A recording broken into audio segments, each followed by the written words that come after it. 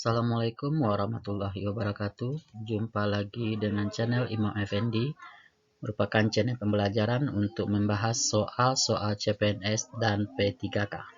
Baiklah, kali ini saya akan mencoba membagikan contoh soal-soal kompetensi teknis pedagogik untuk Bapak Ibu yang akan mengikuti seleksi P3K tahun 2021 ini.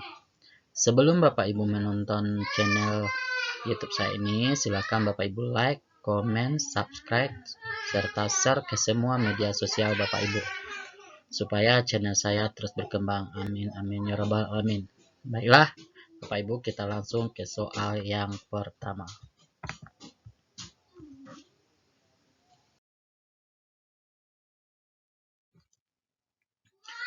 Untuk melihat bagaimana cara peserta didik menggunakan komputer dengan baik dan benar, maka guru menyuruh peserta didik mempraktikkan dan mengoperasikan penggunaan komputer yang sesungguhnya sesuai dengan prosedur yang baik dan benar, termasuk penilaian A. Penilaian proyek, B. Penilaian produk, C. Penilaian praktik, D. Penilaian portofolio, dan E. Penilaian diri. Pembahasannya, penilaian proyek merupakan penilaian dalam bentuk investigasi mulai dari tahap perencanaan, pengumpulan data, pengorganisasian, pengolahan, dan penyajian data. Contohnya, membuat makanan dan minuman dari buah segar, membuat gerak tari berdasarkan level dan pola latih sesuai iringan, mencipta rangkaian gerak senam berirama, dan lain sebagainya. Kalau penilaian praktik atau kinerja adalah penilaian yang bertujuan untuk menilai kemampuan siswa dalam mendemonstrasikan keterampilannya dalam melakukan suatu kegiatan. Contoh penilaian praktik atau kinerja adalah, ini dalam pembelajaran bahasa Indonesia bisa berbentuk membacakan pidato, menggunakan peralatan laboratorium sesuai keperluan, memainkan alat musik, bermain bola, bermain tenis, berenang, menyanyi, menari, dan lain sebagainya. Penilaian produk adalah penilaian keterampilan siswa dalam membuat produk, tetapi proses juga harus dinilai. Artinya, di samping produk yang kita nilai, proses sebelum produk itu terbentuk juga harus dinilai. Ini yang dikatakan penilaian produk. Contoh penilaian produk adalah membuat kerajinan, membuat karya sastra, membuat laporan percobaan, menciptakan tarian, membuat lukisan, mengaransemen sebuah musik, membuat naskah drama, dan lain sebagainya. Penilaian portofolio adalah penilaian yang dilakukan dengan cara menilai hasil karya peserta didik yang berupa kumpulan tugas, karya, baik dalam bentuk prestasi akademik maupun non-akademik yang dikerjakan atau dihasilkan peserta didik. Jadi penilaian portofolio ini adalah penilaian dalam bentuk kumpulan-kumpulan tugas atau karya dari peserta didik. Sedangkan penilaian diri adalah penilaian dilakukan sendiri oleh guru atau siswa untuk kepentingan pengelolaan kegiatan belajar mengajar di kelas. Penilaian diri ini merupakan penilaian sikap, bisa dalam bentuk teman sejawat maupun tutor sebaya. Jadi jawabannya, karena di sini peserta didik disuruh mempraktekkan atau mengoperasikan penggunaan komputer sesuai dengan prosedur yang baik dan benar, berarti dia merupakan bentuk penilaian, ya, penilaian praktik. Jawabannya adalah C.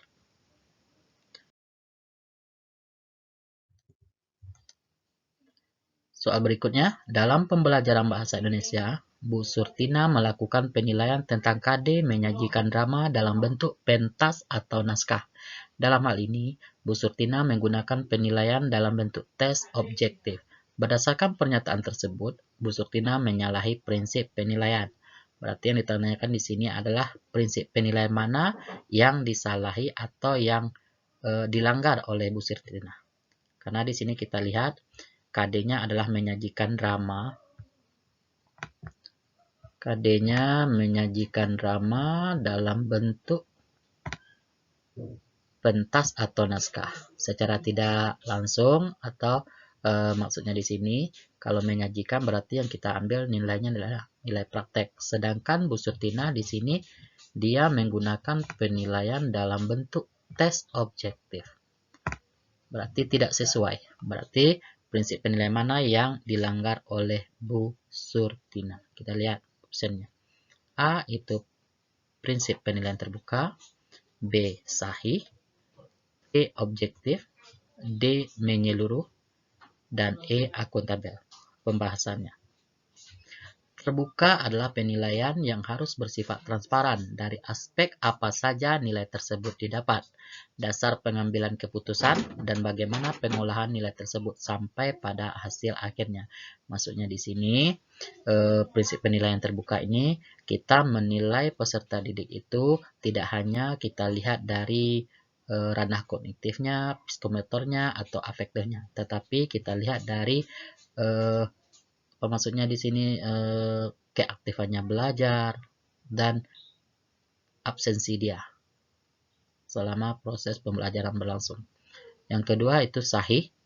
Sahih atau valid menilai apa yang seharusnya dinilai dengan menggunakan alat yang sesuai. Artinya di sini apa KD-nya berarti kita harus menyesuaikan dengan instrumen penilaian yang kita pakai. Dan dikatakan sahih. Objektif itu tidak memandang dan membeda-bedakan latar belakang peserta didik, namun melihat kompetensi yang dihasilkan oleh peserta didik tersebut, bukan atas dasar siapa. Jadi objektif di sini artinya kita menilai peserta didik itu berdasarkan kompetensi yang diperoleh oleh peserta didik, tanpa melihat siapa peserta didik tersebut. Artinya di sini kita tidak melihat bahwa peserta didik ini adalah anak kita sendiri, atau anak kandung kita sendiri, anak teman kita, tetapi nilailah peserta didik itu secara objektif. Lihat dari kemampuan dia atau kompetensi yang dicapai oleh peserta didik tersebut. Menyeluruh artinya adalah penilaian meliputi pengetahuan kognitif, keterampilan atau psikomotor, dan sikap atau afektif. Berarti menyeluruh ini, ketiga ranah ini harus kita lakukan penilaiannya. Akuntabel adalah penilaian hasil belajar oleh pendidik yang dapat dipertanggungjawabkan baik dari segi teknik, prosedur, maupun hasilnya. Jadi ini yang dikatakan akuntabel. Dalam hal kita menilai, penilaian tersebut harus dipertanggungjawabkan. Berarti tekniknya apa yang kita pakai, prosedurnya bagaimana, maupun hasilnya bagaimana. Jadi bisa kita simpulkan di sini, jawaban yang paling tepat adalah B, sahih. Kenapa dia katakan sahih? Karena di sini kita lihat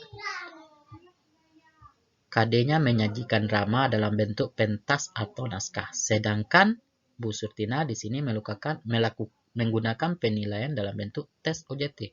Berarti dia tidak valid atau tidak sahih, tidak sesuai. Kita lanjutkan soal berikutnya. Berdasarkan data hasil evaluasi pembelajaran tentang memahami teks anekdot, ternyata hasilnya tidak maksimal. Dari 30 siswa dinyatakan belum tuntas sejumlah 15, sehingga mengikuti program remedial.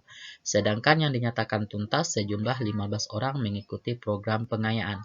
Kegiatan pengayaan untuk 15 siswa dapat dilakukan oleh guru dengan cara.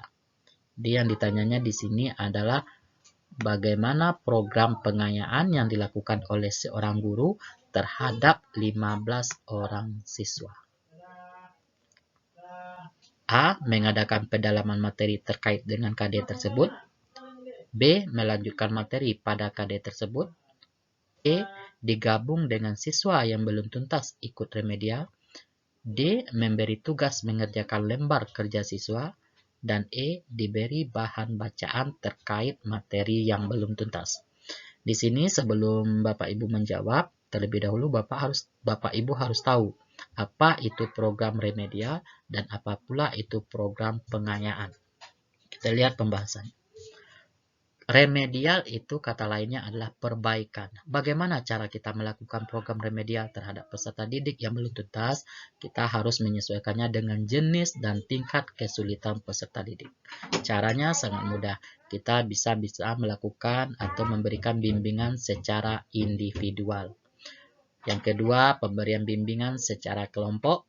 Yang ketiga, pembelajaran ulang dengan metode dan media yang berbeda. Artinya di sini, kalau kita melakukan program remedial, kita jangan sekali-kali memberikan soal kepada peserta didik tersebut. Tetapi, soal yang mana atau materi yang mana yang belum tuntas oleh peserta didik ini, itu yang akan kita ulang dengan cara menukar metode maupun media yang kita berikan nanti. Yang keempat itu pemanfaatan tutor sebaya. Maksudnya di sini adalah peserta didik yang melakukan remedial ini, dia bisa belajar dengan teman-temannya yang telah tuntas secara klasikal. Yang kelima itu pemberian tugas-tugas latihan secara khusus. Lanjut, pengayaan. Pengayaan di sini artinya adalah pedalaman materi. Berarti kalau kita melakukan pengayaan terhadap peserta didik, kita tidak boleh atau tidak bisa memberikan soal-soal lagi kepada peserta didik. Tetapi kita harus memberikan pedalaman materi terhadap KD tersebut.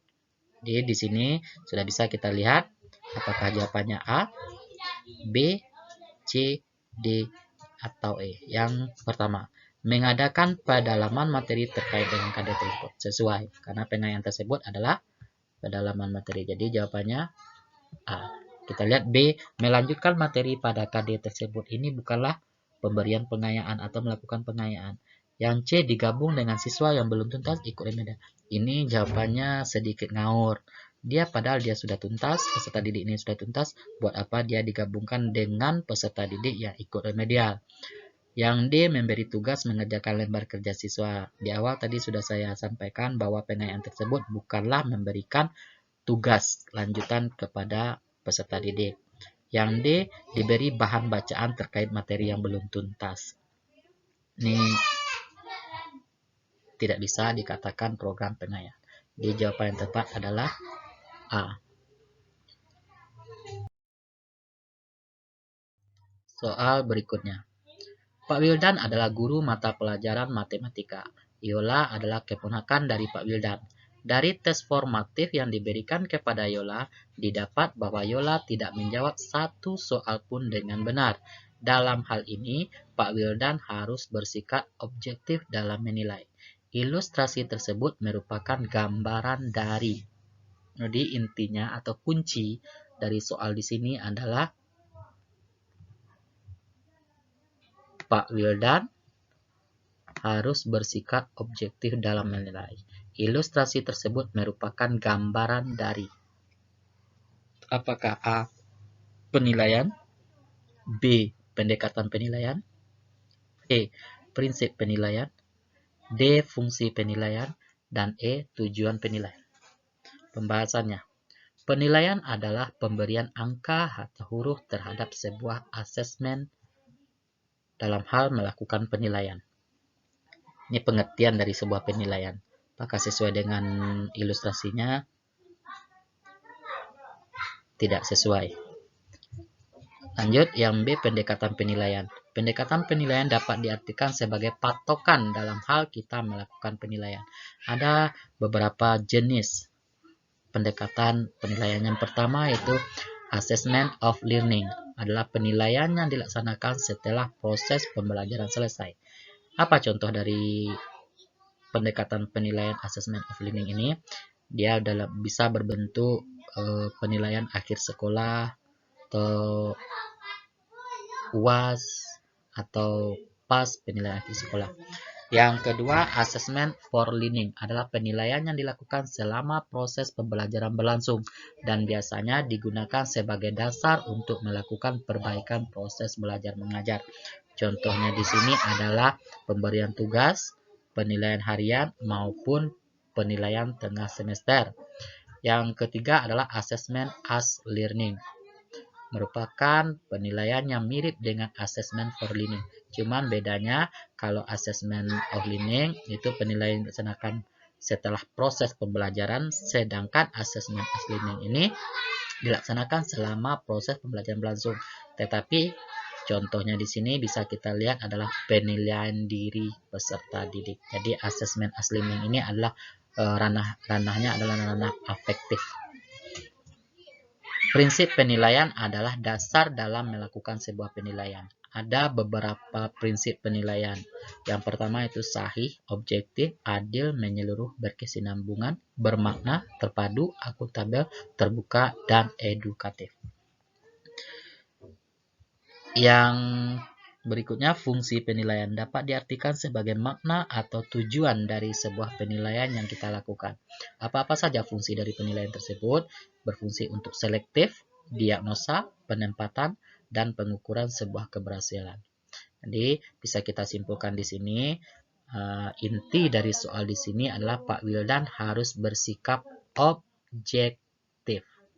Berarti kalau harus objektif, dia berkaitan dengan prinsip penilaian. Jawabannya adalah C.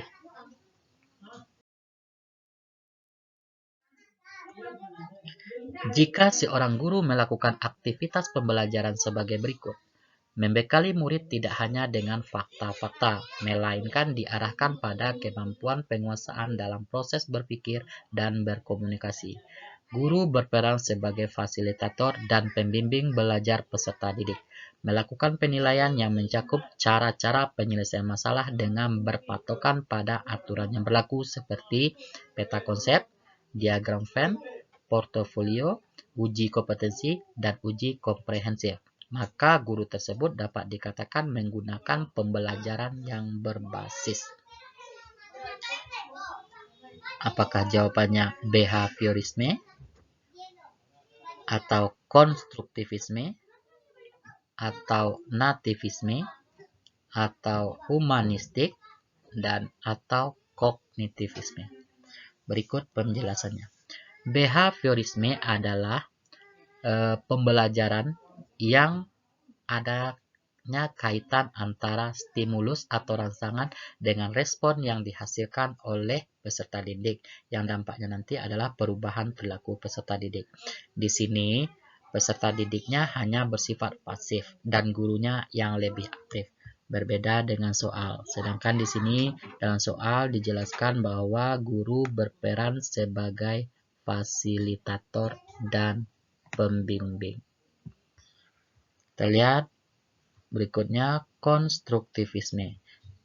Konstruktivisme di sini adalah prinsip pembelajaran di mana siswa lebih aktif membangun pengetahuannya sendiri dan guru hanya sebagai fasilitator.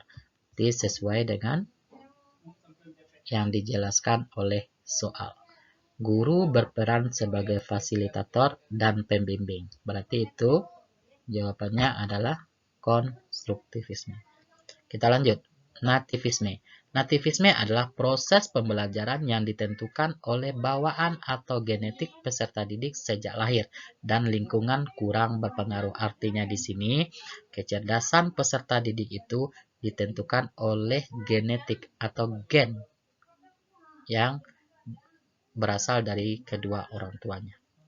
Sedangkan humanistik adalah pembelajaran yang memanusiakan manusia, di mana guru memberikan penghargaan jika peserta didik memperoleh hasil yang maksimal. Ini yang dikatakan humanistik, pembelajaran yang memanusiakan manusia. Sedangkan kognitivisme adalah pembelajaran yang lebih menitikberatkan pada proses belajar daripada hasilnya, di mana dalam diri peserta didik telah ada pengetahuan awal sebelum pengetahuan baru ia peroleh. Jadi jawaban yang paling tepat adalah konstruktivisme.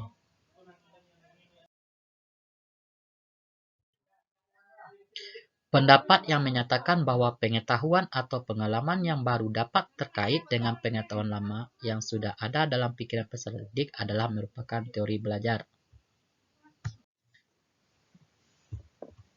A. Sibernetik, B. Behaviorisme, C. Konstruktivisme, D. Humanistik, dan E. Kognitivisme. Berikut penjelasannya. Sibernetik adalah pembelajaran dengan memanfaatkan teknologi. Ini adalah teori belajar yang memanfaatkan teknologi. Ini dikatakan baru teori belajar sibernetik. Behaviorisme adalah teori belajar adanya stimulus atau rangsangan dengan respon yang berdampak pada perubahan perilaku peserta didik. Di sini peserta didiknya bersifat pasif dan guru yang lebih aktif. Konstruktivisme ini adalah teori belajar di mana siswa lebih aktif membangun pengetahuannya sendiri dan guru hanya sebagai fasilitator. D. Humanistik. Humanistik adalah pembelajaran yang memanusiakan manusia di mana guru memberikan penghargaan jika peserta didik memperoleh hasil yang maksimal. Kognitivisme adalah pembelajaran yang lebih menitikberatkan pada proses belajar daripada hasilnya, di mana dalam diri peserta didik telah ada pengetahuan awal sebelum pengetahuan yang baru ia peroleh. Jadi bisa disimpulkan bahwa teori belajar di mana pengetahuan atau pengalaman yang baru dapat terkait dengan pengetahuan yang lama yang sudah ada dalam pikiran peserta didik disebut teori belajar. Ya, kognitivisme. E.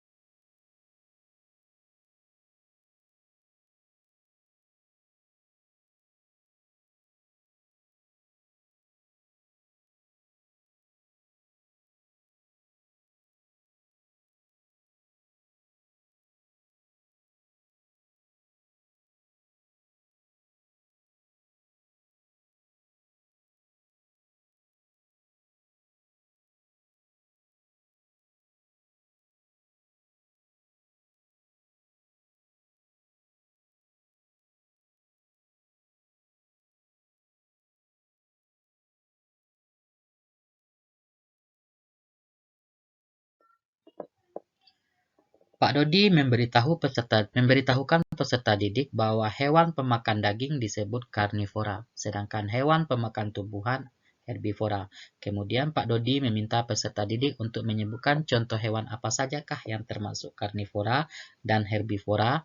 Dari pernyataan tersebut, Pak Dodi menggunakan strategi pembelajaran. A. Induksi, B. Deduksi, C. Ekspositori, D. Inquiry, dan E. Kooperatif. Berikut penjelasannya. Induksi adalah pembelajaran dengan cara menjelaskan masalah-masalah umum terlebih dahulu dan diikuti. Induksi adalah pembelajaran dari menjelaskan masalah secara khusus dan diakhiri dengan masalah yang bersifat umum. Artinya atau contohnya di sini, apa contoh masalah yang bersifat khusus? Pertama, dia menyebutkan ciri-ciri atau bagian-bagian dari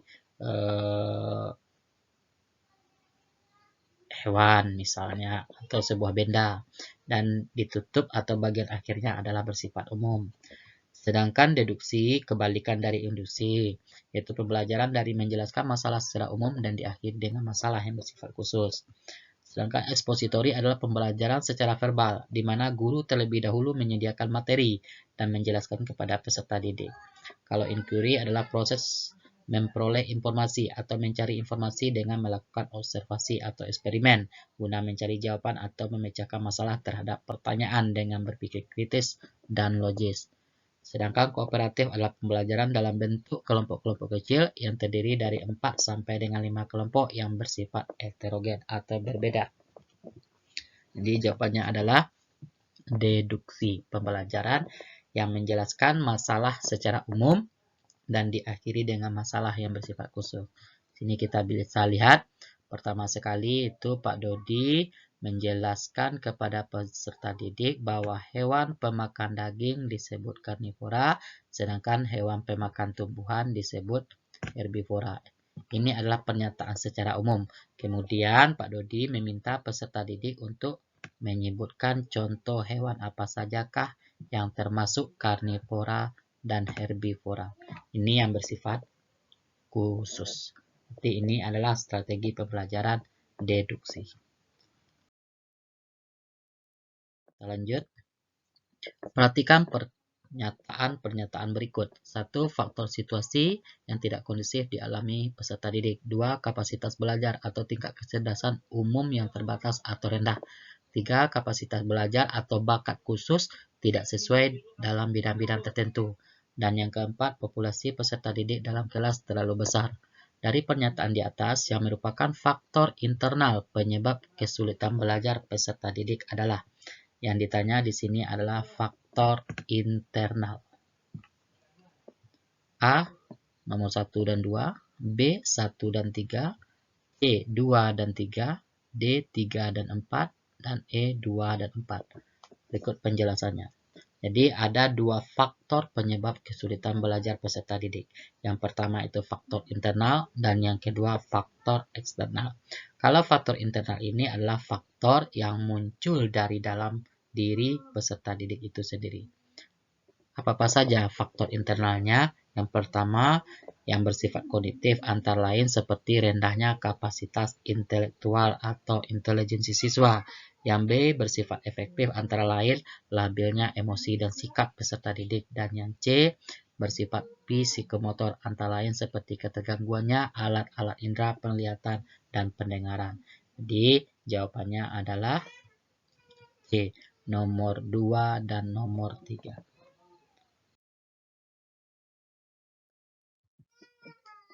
Seorang peserta didik mampu mendengarkan informasi yang disampaikan oleh guru, tetapi pada saat ditanya ia tidak mengerti apa yang ia dengar. Peserta didik tersebut mengalami kesulitan atau gangguan belajar dalam hal.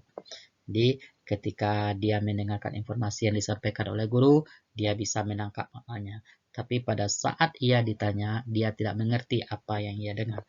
Berarti peserta didik ini mengalami kesulitan atau gangguan belajar yang manakah? A. Apakah kesulitan akademis? B. Kesulitan simbolik? C. Kesulitan non-simbolik? D. Kesulitan sosial? Dan E. Kesulitan non-akademis. Berikut penjelasannya.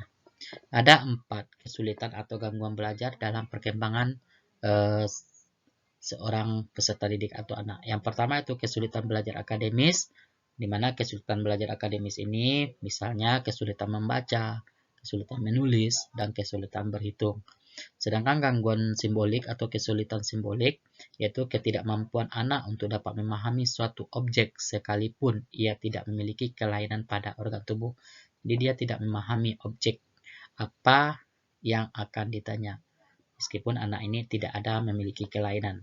Yang C, gangguan non-simbolik itu ketidakmampuan anak untuk memahami isi pelajaran karena ia mengalami kesulitan untuk mengulangi kembali apa yang telah ia pelajari. Dan D, gangguan sosial emosional itu gangguan yang berasal dari lingkungan dan emosi dalam diri sendiri atau dalam diri anak itu sendiri. Di jawabannya adalah B, gangguan atau kesulitan simbolik.